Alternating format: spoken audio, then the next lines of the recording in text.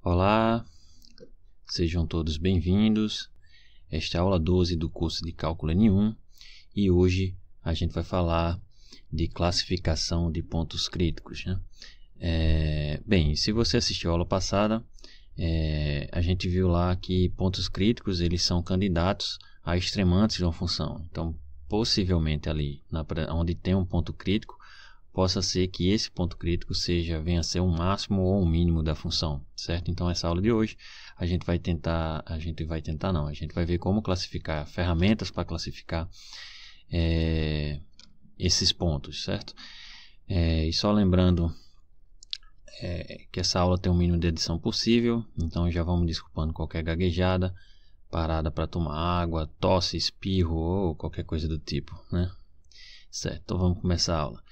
Bem, para começar a aula de hoje, a gente vai falar sobre o crescimento e decrescimento de uma função, né? E esse comportamento de crescimento ou decrescimento da função está totalmente ligada, está diretamente ligada ao sinal da derivada, né? O sinal da derivada da função, né? Ou seja, se a derivada é positiva ou negativa naquela vizinhança, a gente sabe se a função ela é crescente ou decrescente, né? E o que garante isso é a seguinte proposição, né? O teorema, certo? Seja f uma função contínua no intervalo AB e diferenciável no intervalo aberto AB, né? Se a derivada dessa função ela é maior que zero para todo x nesse intervalo AB, então essa função é uma função crescente no intervalo AB, certo? E se a derivada ela é menor que zero, né, para todo x nesse intervalo AB, então essa função é decrescente no intervalo AB, certo? Então isso é um teorema, como eu já comentei em outras aulas e vou reforçar nessa, que por ser um teorema, né, é passível de demonstração, né? Então a gente tem como demonstrar isso usando aquele limite lá que define a derivada, entre outras coisas mais, né? Não só aquele limite, né? Bem, mas isso aqui vai ser uma ferramenta para a gente usar para determinar onde a função é crescente ou decrescente, certo? Como quase tudo aqui, isso tem um apelo geométrico muito forte, né? Para tentar, pelo menos, entender isso aqui. Não justificar, né? Porque desenho nem interpretação geométrica demonstra, mas tem a interpretação geométrica para pelo menos chegar perto ou justificar que realmente isso aqui acontecia, né? Se você lembrar, a derivada ela representa o coeficiente angular da função num ponto, né? Então, se a derivada é maior que zero, significa que o coeficiente angular da reta tangente ao gráfico da função naquele ponto, ela é positiva, ou seja, o coeficiente angular positivo, aquela reta é uma reta crescente, né? É uma reta com inclinação crescente. Então, ou seja, ladeira subindo, né? E se lembre que função crescente, né? Função afim crescente, é ladeira subindo, né? E se a ladeira está subindo aqui, o gráfico da função também acompanha, o gráfico da função acompanha essa ladeira, né? Subindo também, né? Então, se está subindo, a função é crescente.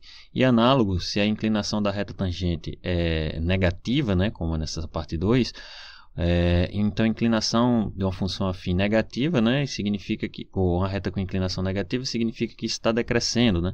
Então, se está decrescendo, o gráfico da função acompanha esse decrescimento e decresce também, certo? Então, a inclinação da reta tangente positiva faz a função crescer, né? O gráfico da função cresce. E a inclinação da reta negativa faz o gráfico da função decrescer, né? Isso é mais ou menos um apelo geométrico, né, para tentar entender esse teorema. Não é demonstração, mas pelo menos é uma justificativa. Vamos ver agora alguns exemplos e estudar o crescimento e decrescimento de algumas funções, certo? Então, vamos determinar o intervalo de crescimento e decrescimento de algumas funções. Bem, a primeira função é e elevado a x, né? Vamos estudar o crescimento e decrescimento. Bem, segundo o teorema aqui em cima, para estudar o crescimento e decrescimento dessa função, só basta derivar e olhar o sinal da derivada dela, né? Bem, a derivada da elevada a x é o próprio e elevado a x e que é sempre maior que zero para qualquer que seja o x real, né? Então, o que é que o teorema agora vai te garantir? O teorema agora garante que a função exponencial de x ela é uma função crescente, né, para todo o x real, né? Ou seja, essa função f de x igual a e elevado a x é uma função crescente, né, porque a derivada dele é positiva para qualquer x real. Beleza?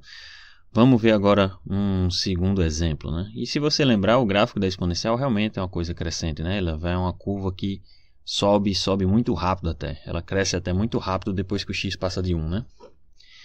Ela tem um crescimento pequeno, né, para x de menos infinito até 1, mas depois que o x passa de 1, o crescimento é muito rápido, né? Então essa é uma função crescente. Beleza? Vamos ver um segundo exemplo para a gente trabalhar mais um pouquinho. Aí como é que fica estudar o crescimento e decrescimento dessa função? Bem, estudar o decrescimento e decrescimento dessa função é estudar a derivada dessa função. Então vamos derivar. Então a derivada dessa função ela é um polinômiozinho, né? Então é fácil de demonstrar, só é a regra da potência. Então isso fica 3x ao quadrado menos 3, né? E aí se você reparar, estudar o sinal disso aqui é estudar o sinal de uma equação do segundo grau, né? Com A maior que zero, né? Então se é uma equação do segundo grau com A maior que zero, o sinal dela é simplesmente você precisa só achar onde zera. E aí onde zera é em 1 e menos 1. E aí, como tem uma parábola com concavidade voltada para cima, né? Então ela teria esse desenho aqui. Então, para x menores que menos 1, ela é positiva, que é o ramo da parábola que está acima do eixo x. Entre menos 1 e 1, ele tem sinal negativo, que é o ramo da parábola que está entre menos 1 e 1. E para x maior que 1, ela volta a ser positiva, porque é o ramo da parábola que está acima, né? Mas isso aqui, entendam, não se compliquem, de vez em quando o pessoal se complica. Isso aqui é o estudo do sinal da derivada, né? Da f', não é o estudo do sinal da f, né? Até porque isso é um gráfico, é um x ao cubo, então o estudo do sinal não é esse. Isso é o estudo do sinal da derivada. E a gente está estudando o sinal da derivada justamente para poder ver o intervalo de crescimento e decrescimento dessa função. Perceba que aqui eu evitei colocar bolinha, né? Botei um x, né? Por que eu só botei um x? Porque não interessa, pelo menos agora nesse primeiro momento, não interessa ver onde é que isso zera, né?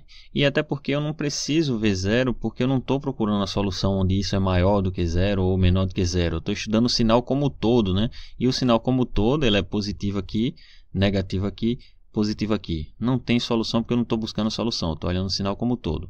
Por que eu estou olhando o sinal como todo? Porque pelo teorema lá, se a derivada tem sinal positivo, significa que a função, né, aqui, ela é uma função crescente. Então, a primeira coisa que a gente tem é que de menos infinito até menos 1, essa função é uma função crescente, porque a derivada é positiva, né? Entre menos 1 e 1, o sinal da derivada é negativo, né? E se o sinal da derivada é negativo, significa que nesse intervalo de menos 1 a 1, a função é decrescente, né? E depois, quando x é maior que 1, ou seja, de 1 até mais infinito, a derivada volta a ser positiva. E se a derivada é positiva, a função é crescente. Beleza?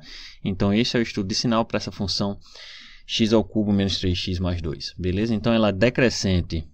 Ela é crescente de menos infinito até menos 1, ela é decrescente entre menos 1 e 1, e ela é crescente de novo de 1 até mais infinito, ou seja, para x maior do que 1. Beleza? E com esse estudo de crescimento e decrescimento da função via derivada, a gente consegue classificar um ponto como sendo o máximo ou mínimo de uma função, só olhando para esse estudo de crescimento e decrescimento, né? E isso eu vou representar nessa proposição, né? E o que é que diz a proposição? Seja f uma função contínua no intervalo AB, e x0 um ponto interior, né? Um ponto que está no intervalo AB aberto, e suponha que f é diferenciável de A até x0 e de x0 até B.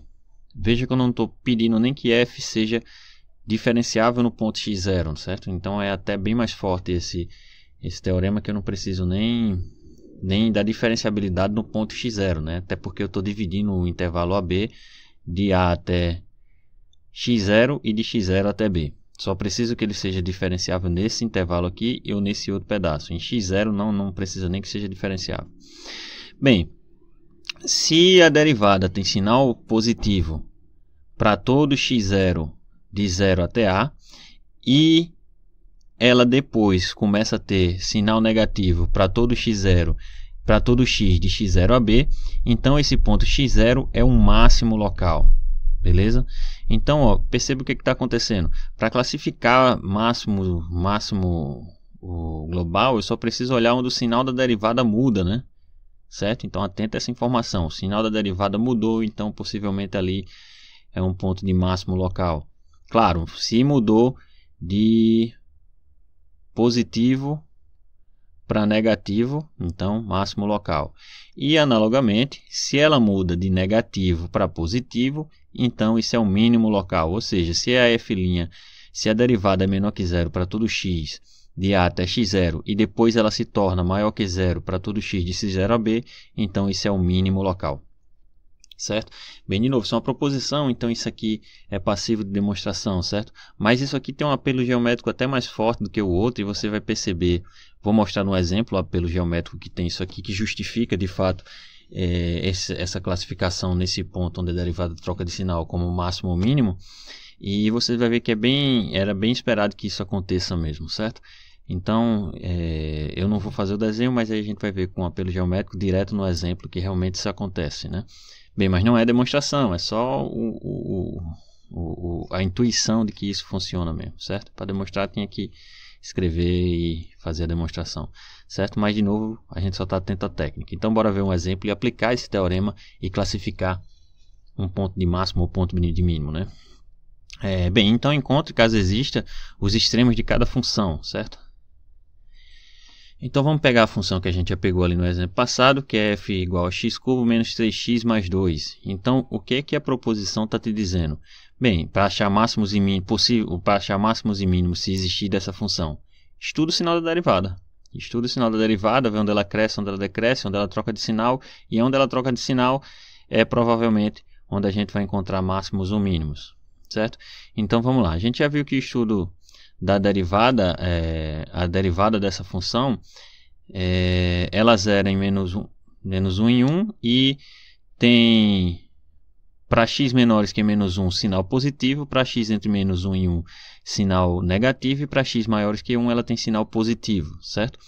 Então veja bem o que está acontecendo. Segundo a proposição aí, de cara, esse ponto menos 1 ele é um ponto de máximo local, e o 1 é um ponto de mínimo local, né? Por que o menos 1 é ponto de máximo local, né? Porque se você perceber, para x menores do que menos 1, a derivada da função tem sinal positivo, ou seja, é maior que zero até chegar em menos 1, certo?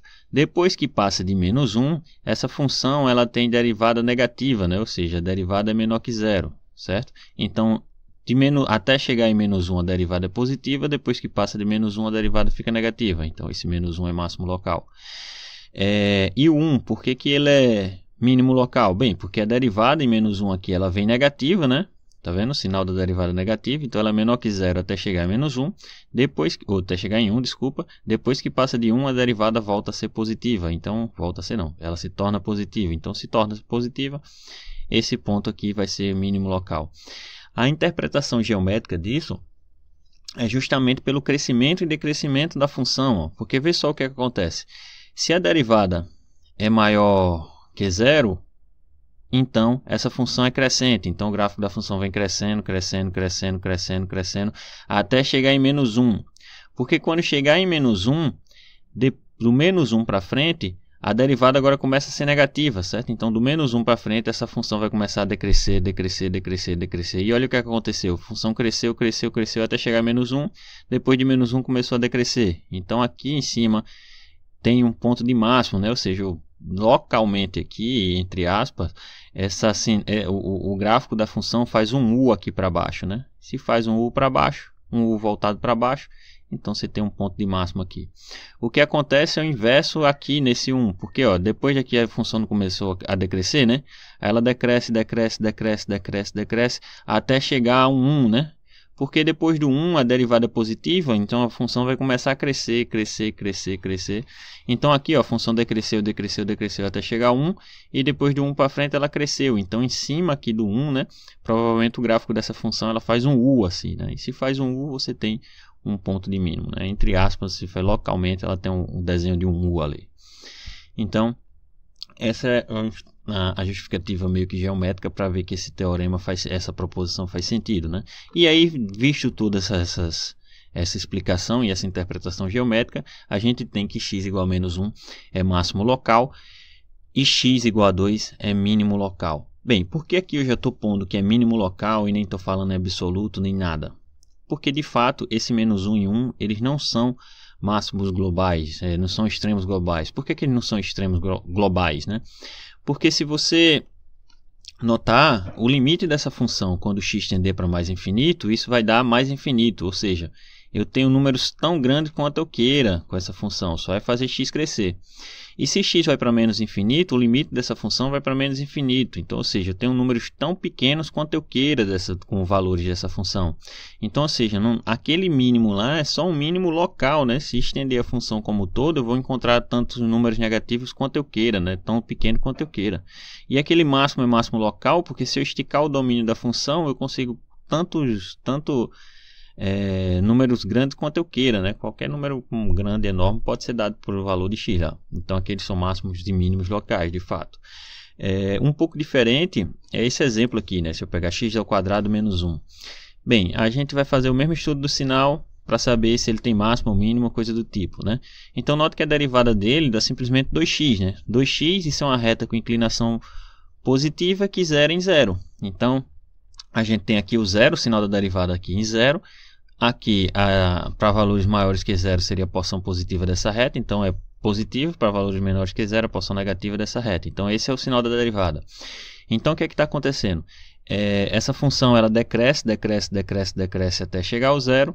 Do zero para frente, ela começa a crescer, né? Então, está na hipótese 2 da proposição, né? Então, se a derivada é menor que zero até chegar em zero e de zero em diante ela fica maior que zero, significa que zero é um ponto de mínimo global. E por que eu sei que zero é um ponto de mínimo global? Mesma coisa estudando a função quando ela vai para mais ou menos infinito. E aí você repara que quando essa função vai para mais ou menos infinito, o resultado dela é sempre mais infinito. Ou seja, se eu tiver números muito grandes, vai me dar valores muito grandes, né? E se eu tiver valores muito pequenos, isso continua me dando valores muito grandes, certo? Então é sinal que esse mínimo aqui vai ser global, porque não vai dar para diminuir mais, né? Só que já que para os dois lados, tanto positivo quanto negativo, o resultado dá sempre um número grande. Beleza? Na verdade, esse resultado é mais geral. Eu estou dando uma interpretação meio geométrica, mas esse resultado é mais geral. Se uma função... Se o limite de uma função, quando x vai para mais ou menos infinito, o resultado é mais infinito, então essa função tem um mínimo global, né? Bem, mas isso aí é um resultado forte, né? Isso aí não é fácil é intuitivo, mas não é fácil de demonstração, certo? E a mesma coisa se ele for para menos infinito, né? Mesma coisa não. Uma coisa análoga é que se ele for para menos infinito. Se o limite de uma função for quando x vai para mais ou menos infinito, isso dá menos infinito, então essa função ela tem contínua, né? Claro, função contínua. Então ela tem um máximo, ela vai ter um máximo global, beleza? Mas aí isso aqui é suficiente. Olha quando é que x vai para infinito, se deu infinito, aí você vai dando essas interpretações para saber se esses máximos são globais ou locais apenas, certo? Beleza. Então vamos para uma segunda parte de classificação, e essa de fato agora vai ser classificação de ponto crítico, né? Porque a outra a gente não precisava nem que a função fosse derivada, mas agora a gente vai classificar de fato mesmo o ponto crítico com o teste da segunda derivada, certo? E ele é um resultado mais prático para poder achar valores de máximo ou mínimo de uma função, né? Que eu botei ele aqui como um teorema. E qual é o teorema desse teste que a gente chama de teste da segunda derivada? Bem, a gente precisa ter uma função contínua no intervalo fechado e duas vezes diferenciável no intervalo AB, né? E x0 um ponto crítico, né? Então, se você tem uma função que você percebe que é duas vezes diferenciável, e você tem um ponto crítico dela, então fica fácil em classificar esse ponto crítico em máximo e mínimo usando a segunda derivada, né? Que diz o seguinte: se agora eu vou avaliar no ponto, né? Não estou olhando o comportamento do sinal da segunda derivada, estou olhando só a segunda derivada no ponto.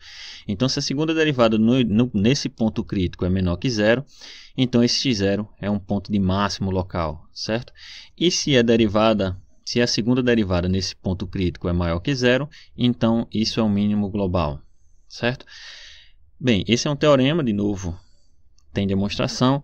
Ele tem uma interpretação geométrica, mas nesse momento não fica bacana de entender essa interpretação geométrica, né? Mas eu acho que quando falar em ponto de concavidade, a gente volta e vê uma justificativa geométrica para esse ponto.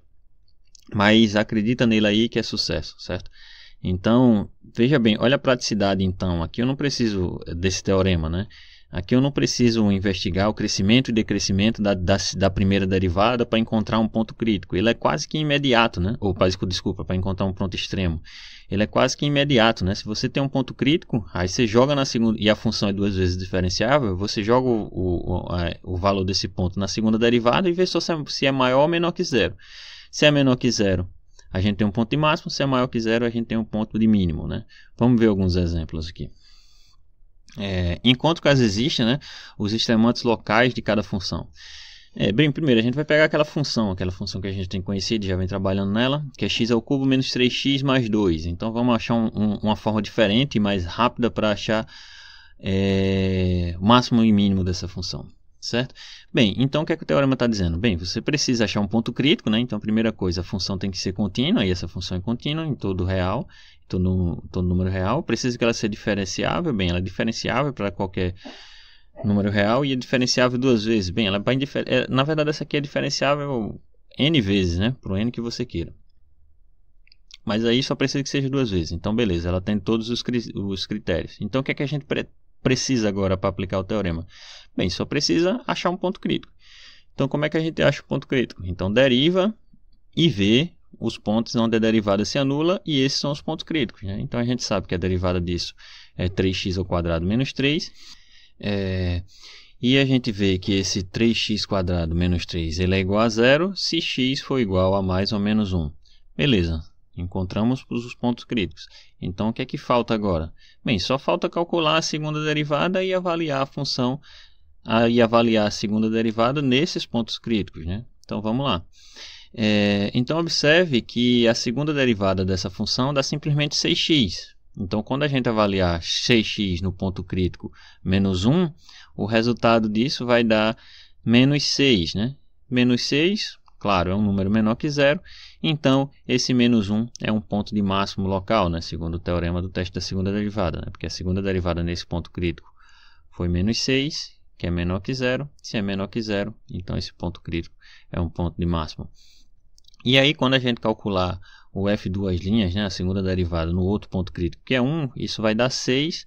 E aí, como 6 é menor que zero, pelo teste da segunda derivada, a gente tem que 1 é um ponto de mínimo local. Bem, professor, e agora você deve estar se perguntando por que eu fiz aquele teste usando o sinal da derivada, isso e aquilo, para fazer tudo quanto é coisa e achar ponto de máximo, e não dei só esse teste da segunda derivada e acabou. Bem, porque esse teste da segunda derivada, apesar de prático, ele de um ponto de vista matemático, ele é bem restrito, né? Por que ele é bem restrito? Porque você precisa que a função seja diferenciável, né, 2 vezes naquele ponto, precisa que a função seja diferenciável 2 vezes naquele ponto, e mais ainda, você precisa que a derivada nesse ponto seja a segunda derivada nesse ponto seja maior ou menor que zero, né? Se for igual a zero, a gente não tem resultado, né? Então, do ponto de vista matemático, ele exige muito da função, enquanto que o outro é mais geral. O outro é o mais geral possível. É tão geral que não precisa nem que a função seja derivada no ponto, né? Veja que a gente exclui até o ponto x0 lá, ele pode ser ponto crítico, pode nem estar definida a derivada naquele ponto lá, você ainda encontra um ponto de máximo e ponto de mínimo olhando o crescimento e decrescimento da função, certo? Só olhando ali onde a derivada troca de sinal e não precisa nem ser diferenciável no ponto. Aqui eu exijo muito, eu exijo que a função seja 2 vezes diferenciável no ponto, né? E além do mais, ele é inconclusivo se a segunda derivada dá zero, que é o exemplo que a gente vai botar aqui, ó.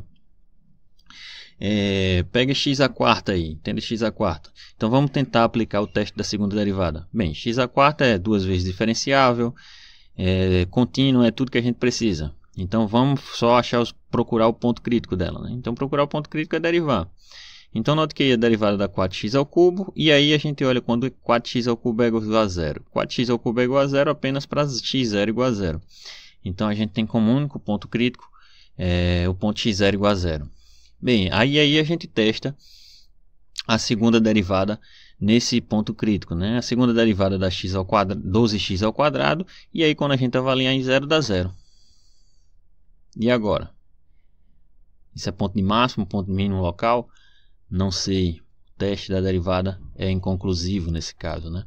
Mas aquele teste, mais aquela proposição que a gente fez de olhar o crescimento e decrescimento da função, garante que aí eu encontro esse ponto crítico e classifico ele como sendo um mínimo local. E por que ele é um mínimo local? Porque se você olhar a derivada dessa função, né, estudar o sinal da derivada dessa função, olha o que acontece. A derivada dessa função é 4x ao cubo. Então 4x ao cubo a gente viu 0 em 0. Para a esquerda do 0 ele é menor que 0 e para a direita do 0 ela é maior que 0. Então o que está acontecendo com a função aqui? Se a derivada é negativa, significa que aqui perto do 0 a função vem decrescendo, decrescendo, decrescendo até chegar em 0.